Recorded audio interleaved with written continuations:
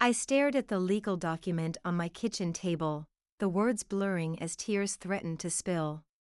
Just 3 signatures, my husband's, his lawyer's, and the judge's, were all it took to dismantle 15 years of marriage. My name is Olivia Blackwood, and yesterday, I officially became the ex-wife of one of Boston's most respected surgeons. Today, I'm sitting in what used to be our home, what used to be my home. According to the divorce settlement that Andrew's shark of a lawyer orchestrated, I have exactly 30 days to vacate the premises. The house will be sold, with Andrew receiving 80% of the proceeds, because apparently supporting your husband through medical school, managing his practice's finances for over a decade, and sacrificing your own career doesn't constitute a significant contribution to marital assets. The doorbell rang, jolting me from my bitter thoughts.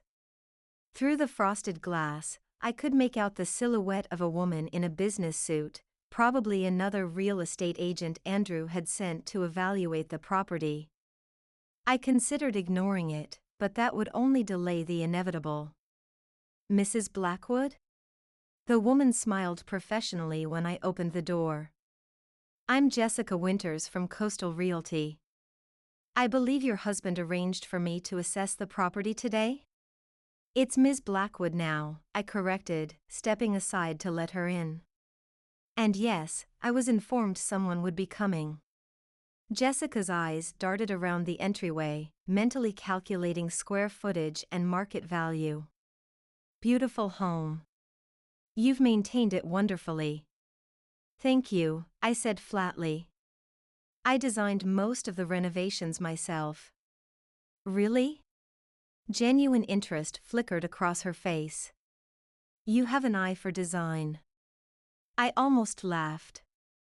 My eye for design was one of the many skills Andrew had benefited from while systematically ensuring I never used my talents professionally. Always supportive in theory, never in practice, that was Andrew. "The kitchen was completely remodeled 3 years ago," I said mechanically, shifting into tour guide mode. "Sub-zero refrigerator, wolf range, custom cabinetry." Jessica followed me, making appreciative noises as I pointed out features that had once filled me with pride but now felt like monuments to my naivety. I had poured my heart into this house while Andrew was apparently pouring his heart into his 29-year-old surgical resident. "And this is the master suite," I said, pushing open the double doors to what had been our bedroom. Jessica whistled low. "Impressive. The walk-in closet alone is bigger than my first apartment." "Designed it myself," I murmured, trying to ignore the memory of Andrew's face when I'd unveiled the renovation. He'd been genuinely delighted then, or had that been a performance too? "And through here is Andrew's," I caught myself. "The home office." I hesitated at the threshold. Since finding the divorce papers on our anniversary 6 months ago, I'd avoided this room. It was too full of Andrew, his awards, his medical journals, his ego immortalized in framed accolades. Jessica seemed to sense my discomfort. "We can skip this room if you'd prefer." "No," I said firmly. "You need to see everything for a proper assessment." I pushed the door open, steeling myself. The office was exactly as I remembered: mahogany shelves, leather chair, the antique desk I'd found at an estate sale and refinished as a gift for our 10th anniversary.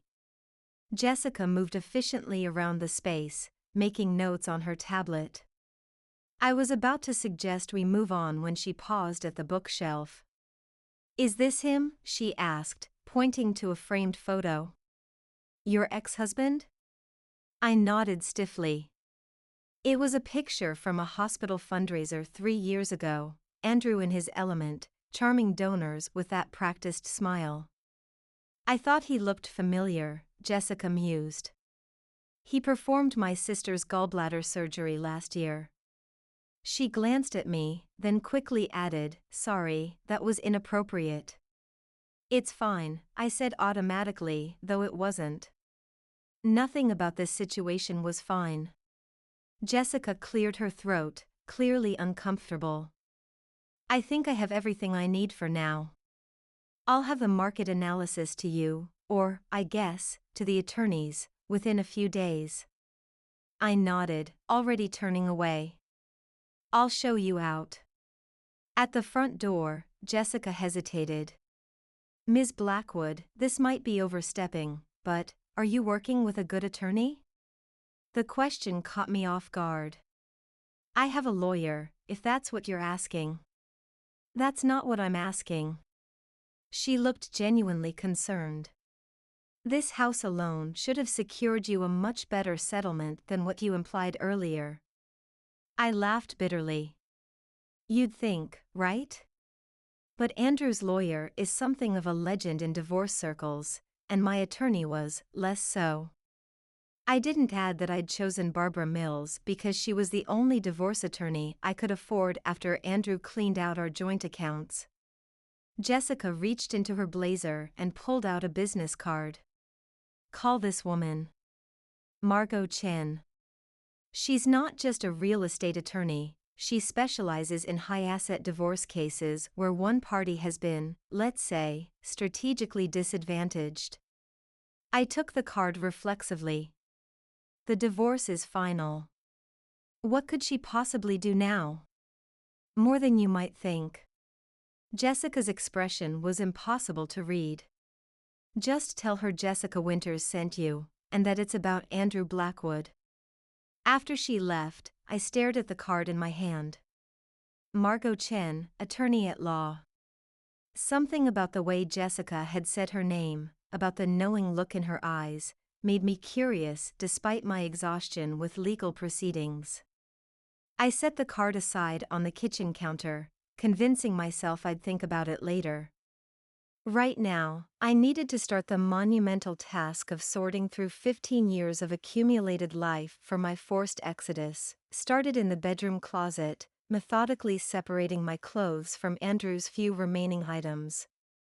He'd moved most of his things to his new penthouse downtown, the one he'd apparently purchased 6 months before filing for divorce. Another detail he'd managed to hide from me despite my handling of our finances for years. As I worked, I tried not to think about how easily I'd been deceived. I was a smart woman, degree in finance, MBA I'd earned while managing Andrew's growing practice. Yet somehow, I'd missed all the signs of his betrayal. The affair with Sophia Reed had been going on for over a year before I discovered it. The secret accounts he'd opened to funnel money away from our marital assets had been operating even longer. While I believed we were building a life together, Andrew had been systematically preparing for its demolition, reached the back of the closet, where a row of suit bags protected Andrew's bespoke tuxedos from dust. He'd forgotten these in his hasty departure, probably because they were rarely worn. Andrew hated formal events despite his public persona suggesting otherwise. As I pulled them out to add to the return to Andrew pile, something fell from between the bags, a small black journal I didn't recognize. I picked it up, turning it over in my hands. The leather was soft with age, the edges of the pages yellowed. When I opened it, I immediately recognized Andrew's distinctive handwriting, small, precise letters that matched his surgical precision. The first page was dated nearly 20 years ago, before we'd even met. Curiosity overrode any ethical qualms about reading my ex-husband's private journal. After what he'd done, I figured privacy was a luxury he'd forfeited. I settled on the edge of the bed, journal in hand, and began to read. 2 hours later, I was still reading, but now with a glass of wine in one hand and a growing sense of disbelief. The journal contained detailed accounts of Andrew's early years in medical school and his subsequent rise in the surgical world. But what had me riveted were the entries about his mentor, the renowned Dr. Victor Harmon. According to Andrew's journal, his meteoric rise wasn't due solely to his skill or dedication. There had been a patient, Elaine Woodward, a wealthy widow with heart complications. Andrew, then a resident, had been assigned to her case under Dr. Harmon's supervision. The journal detailed how Harmon had deliberately misdiagnosed Mrs. Woodward to justify a high-risk procedure, one that ultimately led to her death. When Andrew questioned the diagnosis and treatment plan, Harmon had threatened his career. And Andrew, eager to advance, had kept quiet. Mrs. Woodward's gratitude for the attentive care she'd received had led her to amend her will before the fatal surgery, leaving a substantial endowment to the hospital's cardiac unit, which Harmon oversaw, and a separate trust to fund promising young surgeons. Andrew had been the first recipient of the Woodward Fellowship, the launching pad for his entire career. I set the journal down, hands trembling. This wasn't just unethical behavior, this was criminal negligence at the very least, perhaps even worse. The last entry in the journal was dated shortly after Andrew and I had met. He wrote about meeting a brilliant finance student who could be useful in managing the growing complexity of my assets. Me. I had been as much a strategic acquisition as a romantic partner. The realization should have hurt, but instead, I felt an odd calm settling over me. Everything suddenly made sense. Andrew's insistence that I handle his finances but never question certain transactions, his obsessive privacy about his relationship with Harmon, the way he'd panic whenever medical malpractice cases made the news. I reached for my phone and the business card Jessica had given me. It was nearly 9 in the evening, much too late to call a lawyer's office, but I programmed the number into my contacts anyway. Tomorrow, I would make that call. But first, I needed to secure the journal. If what Andrew had written was true, and the detailed, clinical nature of his notes suggested it was, then I held in my hands the power to destroy not just his career, but the legacy of one of Boston's most celebrated cardiac surgeons. It was, I realized with a strange mix of dread and exhilaration, exactly the leverage I needed to renegotiate my future. Margot Chen's office was nothing like I expected. Given Jessica's referral and the high-profile cases she supposedly handled, I had imagined a sleek downtown space with floor-to-ceiling windows and minimalist decor. Instead, I found myself in a converted Victorian in Cambridge, sitting in a waiting room that felt more like someone's eclectic living room than a law office. Ms. Blackwood? A petite woman with a sharp bob and sharp eyes extended her hand. I'm Margot Chen. Please come in. I followed her into an office that continued the unexpected theme, bookshelves overflowing with legal tomes interspersed with vintage cameras and what appeared to be a collection of antique medical instruments. Jessica Winters called ahead, so I have some context for your visit, Margot said, settling behind her desk. But I'd like to hear the situation in your own words. I took a deep breath. My divorce was finalized last week. My ex-husband is Dr. Andrew Blackwood. Recognition flickered in Margot's eyes. The surgeon. Yes. The settlement was heavily in his favor, despite my contributions to his career and our marital assets. And you're looking to challenge it. I was, but now. I hesitated, unsure how much to reveal about the journal. Now I have information that changes things. Margot leaned forward slightly. What kind of information? I reached into my bag and placed the journal on her desk. This is Andrew's journal from his early career. It contains detailed accounts of medical malpractice, possibly criminal negligence, involving Andrew and his mentor, Dr. Victor Harmon. If Margot was surprised, she didn't show it. She picked up the journal and flipped through it carefully, her expression growing more serious with each page. This is significant, she said finally. But using this to renegotiate your divorce settlement would be extraordinarily complicated, ethically and legally. I'm not looking to blackmail my ex-husband, I clarified, though the thought had admittedly crossed my mind. But I do want justice, for myself and for this patient who died because two doctors valued their careers over her life. Margot set the journal down and studied me. May I ask why you came to me specifically? There are many attorneys who handle post-divorce settlements. Jessica Winters said to tell you this was about Andrew Blackwood. She seemed to think that would mean something to you. A ghost of a smile touched Margot's lips. Jessica is very perceptive.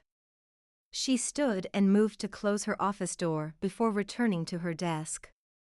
Ms. Blackwood, what I'm about to tell you must remain confidential. I nodded, intrigued. 3 years ago, I represented a surgical nurse in a wrongful termination suit against Boston Memorial. She had raised concerns about Dr. Harmon's patient care decisions and was subsequently fired for performance issues. During discovery, we found evidence suggesting a pattern of questionable diagnoses, particularly with wealthy patients who might benefit the hospital. My pulse quickened. Like Elaine Woodward. Exactly. But before we could pursue that angle, the hospital settled with my client, with extraordinary generosity and an ironclad NDA. So they bought her silence. And mine, by extension. Margot's expression was grim. I've been watching Harmon and his protégés ever since, gathering information, but without a direct witness or documentation like this journal, I couldn't move forward. The implications were clear. You want to use this journal to build a case against Harmon and Andrew. Against the entire system that protected them, Margot corrected. But yes. However, I need to be very clear about something. If we go down this road, your divorce settlement will be the least of our concerns. This could become a major medical malpractice case, possibly with criminal implications. Your ex-husband and his mentor could face serious professional and legal consequences. They should, I said, surprising myself with the vehemence in my voice. A woman died because of their ambition. Margot nodded slowly. I agree. But I need to know that you understand what you're getting into. Andrew Blackwood is a powerful man with powerful connections. This won't be easy, and it won't be quick. I thought about the past 15 years, about the life I'd put on hold to support Andrew's career, about the future that had been stolen from me through his calculated deception. I have time, I said. And nothing left to lose. That's where you're wrong, Ms. Blackwood. Margot's eyes were intense. You have something very valuable, the truth. And that gives you more power than you realize. As I left Margot's office an hour later, a plan was beginning to take shape. It wasn't just about reclaiming what Andrew had taken from me, it was about exposing a system that had placed profit and prestige above patient care. I felt a sense of purpose I hadn't experienced in years. My phone buzzed with a text as I reached my car. Andrew. Need to drop by and collect my tuxedos this evening. We'll be there at 7. I stared at the screen, a cold fury building inside me. He hadn't bothered to ask if it was convenient for me. He hadn't even phrased it as a question. 15 years, and he still treated me as an afterthought. Fine, I replied. I'll leave them in the foyer. Another buzz. Also need files from my office. Some patient histories I'm presenting at a conference. The conference, I knew exactly which one he meant. The annual Cardiovascular Innovation Summit, where Andrew was scheduled to present alongside Dr. Harmon. It was a prestigious event that attracted medical professionals from around the world. I'll leave the office unlocked, I typed, already formulating a new element to the plan Margot and I had discussed. The journal was safely locked in Margot's office, but its contents were burned into my memory. Including the details of Elaine Woodward's case, details that directly contradicted the case study Andrew and Harmon had published, the study that had established them as pioneers in their field. By 7 that evening, I had arranged Andrew's tuxedos neatly in the foyer and left his office door ajar. Then I settled in the kitchen with a glass of wine and waited. The sound of his key in the lock still made my heart contract, but now with anger rather than the longing I'd felt in the early days of our separation. "Liv?" His voice echoed in the entryway. "It's me." I didn't respond. Let him come find me if he wanted to talk. I heard him gathering the suit bags, then his footsteps heading towards his office. A moment later, he appeared in the kitchen doorway, his expression unreadable. "Thank you for setting everything out," he said, his tone cautiously polite. "I know this isn't easy. Do you?" I took a deliberate sip of wine. "I wasn't aware you had any insight into my experience." He sighed, running a hand through his perfectly styled hair. "I deserve that." "I know I do. You deserve a lot more than that, Andrew." Something in my voice must have alerted him because his expression shifted from conciliatory to wary. "Meaning?" "Nothing." I smiled thinly. "Just acknowledging that actions have consequences." He studied me for a long moment. "You seem different. Divorce will do that to a person." I gestured to the wine bottle.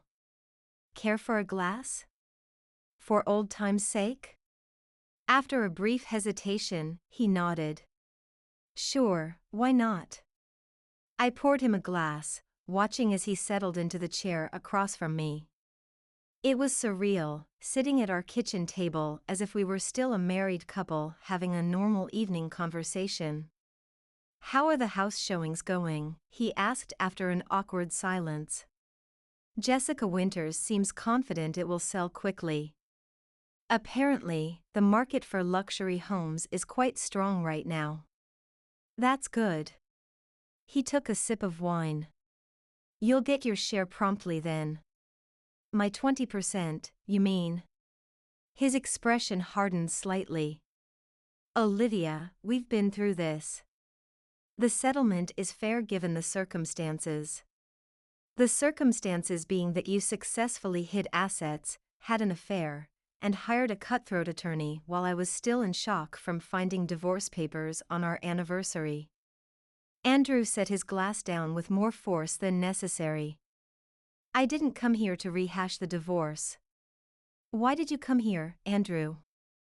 "Really? You could have sent a service for the tuxedos, and any files you need would be digital copies in the hospital system." He looked away. "I wanted to make sure you were okay." "How magnanimous of you," I said, not bothering to hide my sarcasm. "I'm touched by your concern." "Damn it, Olivia." He pushed his chair back. "I didn't want things to end this way." "How did you want them to end?" "With me quietly accepting your betrayal? Gracefully stepping aside so you could start your new life with Sophia without the inconvenience of my pain?" He had the grace to look ashamed. "It wasn't like that." "Wasn't it?" I leaned forward. "Tell me, does Sophia know about Elaine Woodward?" The color drained from Andrew's face. "What did you say?" "Elaine Woodward," I repeated calmly. "The patient whose misdiagnosis and subsequent death launched your career. Ring any bells?" He stood abruptly, the chair screeching against the tile floor. "Where did you hear that name?" "You really should be more careful with your journals, Andrew. Anyone could find them tucked between your tuxedos." "You had no right," he began, but I cut him off. "I had every right. They were in my house, in my closet." And after what you've done, you've forfeited any claim to privacy. Andrew's hands were shaking. Where is it? The journal. Somewhere safe. Olivia, listen to me. His voice dropped to an urgent whisper, though we were alone in the house. You don't understand what you're dealing with. That journal, the things I wrote, they were the confused ramblings of a stressed medical resident. None of it was true. Really? I arched an eyebrow. Because the details were remarkably specific. Dates, medication dosages, conversations with Harmon. That's an impressive level of detail for confused ramblings. He ran a hand through his hair again, a nervous gesture I recognized from our most difficult times together. What do you want, Olivia? Money? Is that it? You're trying to leverage this for a better settlement? You think so little of me, I said, genuinely hurt despite everything. This isn't about money, Andrew. It's about accountability. Accountability, he repeated, looking lost. What does that mean? It means consequences for actions. It means not being able to destroy lives, mine, Elaine Woodward's, who knows how many others, and just walk away unscathed. I never meant to hurt you, he said softly. You have to believe that. But you did hurt me. Deliberately and systematically. And now you're facing the consequences. Fear flickered in his eyes. What have you done with the journal? I stood, gathering my composure. I've given it to someone who knows what to do with it.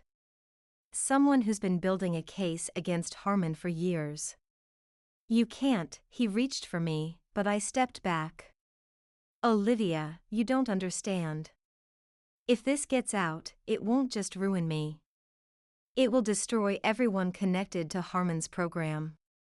People who had nothing to do with Elaine Woodward. Then they should have been more careful about who they associated with, shouldn't they? Andrew's expression shifted from fear to calculation. I can make this worth your while. The divorce settlement, I can have my lawyer draw up new terms. 50-50 split of all assets. The house is yours. So now you're trying to bribe me. I laughed bitterly. Typical. It's not a bribe. It's reparation. Too little, too late. I moved toward the doorway. I think you should leave now, Andrew. Take your tuxedos and your files and go. He followed me into the foyer, his desperation palpable. Olivia, please. Think about what you're doing. This won't just affect me and Harmon. It could undermine public trust in the entire hospital system. Maybe that trust should be undermined, if this is how the system operates. He grabbed my arm, his fingers digging in painfully. I can't let you do this. For the first time, I felt a flicker of fear. Andrew had never been physically aggressive before, but the wild look in his eyes was unfamiliar and unsettling. Let go of me, I said, keeping my voice steady. Not until you tell me who has the journal. That's enough, Dr. Blackwood. We both turned to see Jessica Winters standing in the doorway, her professional demeanor replaced by something harder, more authoritative. Ms. Winters? Andrew's grip on my arm loosened in confusion. What are you doing here? Jessica reached into her blazer and pulled out a badge. Special Agent Jessica Winters, FBI Healthcare Fraud Division. And you're going to want to remove your hand from Ms. Blackwood's arm immediately. Andrew released me as if burned, his face a mask of shock. FBI? I don't understand. I think you do, Jessica said coolly. We've been investigating Dr. Harmon and his associates for 2 years. Ms. Blackwood's discovery has simply accelerated our timeline. My mind reeled. Jessica wasn't just a real estate agent. She was FBI. And she had directed me to Margot Chen, knowing exactly what I would find. This was a setup, Andrew said, looking between us. Not at all, Jessica replied. It was a fortunate coincidence. We had no idea Ms. Blackwood possessed evidence until she mentioned certain details during our perfectly legitimate real estate assessment. Andrew turned to me, betrayal in his eyes, as if he had any right to feel betrayed. You're working with them? Against me? I'm working for justice, I said simply. For Elaine Woodward. For myself. For anyone else harmed by your and Harmon's actions. Another agent appeared in the doorway. Dr. Blackwood, we have a warrant to search your residence and office. We'll need you to come with us to answer some questions.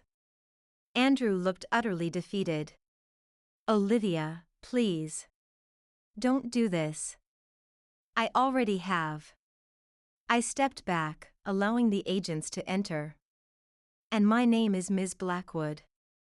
The fallout was even more extensive than Margot had predicted. Andrew and Harmon were just the beginning. The investigation revealed a network of physicians, hospital administrators, and pharmaceutical representatives engaged in a complex web of fraud, unnecessary procedures, and kickback schemes. 3 months after Andrew's tuxedos were forgotten in my foyer, I sat in Margot's office, reviewing the terms of a very different settlement, this one with the federal government. As a whistleblower under the False Claims Act, you're entitled to a percentage of any funds recovered, Margot explained. Given the scope of this case, that amount will be substantial. I looked at the figure on the document before me, hardly able to comprehend the number of zeros. This can't be right. It is. Margot smiled. The government takes healthcare fraud very seriously, especially when it involves patient harm. The Elaine Woodward case was just the tip of the iceberg. And Andrew? He's cooperating fully in exchange for a reduced sentence.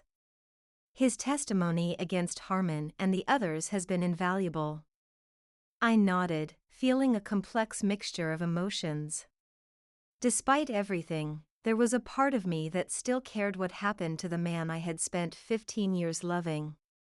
Not enough to forgive him, but enough to hope he found some kind of redemption in cooperation. And the divorce settlement? Rendered meaningless by the asset seizure. But don't worry, your cooperation has ensured that you won't be impacted by those actions. In fact, Margot slid another document across the desk. The house has been released from seizure. It's yours, free and clear. I stared at the document. I'm not sure I want it anymore. Too many memories. Understandable. But now it's your choice to sell it or keep it. Your life is yours again. My life is mine again. The phrase echoed in my mind, powerful and profound. When I'd found Andrew's journal, I had seen it as a weapon, a means to exact revenge for his betrayal. I hadn't anticipated how the act of speaking truth to power would become its own form of liberation. What will you do now? Margot asked. I considered the question. With the whistleblower settlement, I had financial security beyond anything I'd imagined. The possibilities were suddenly endless.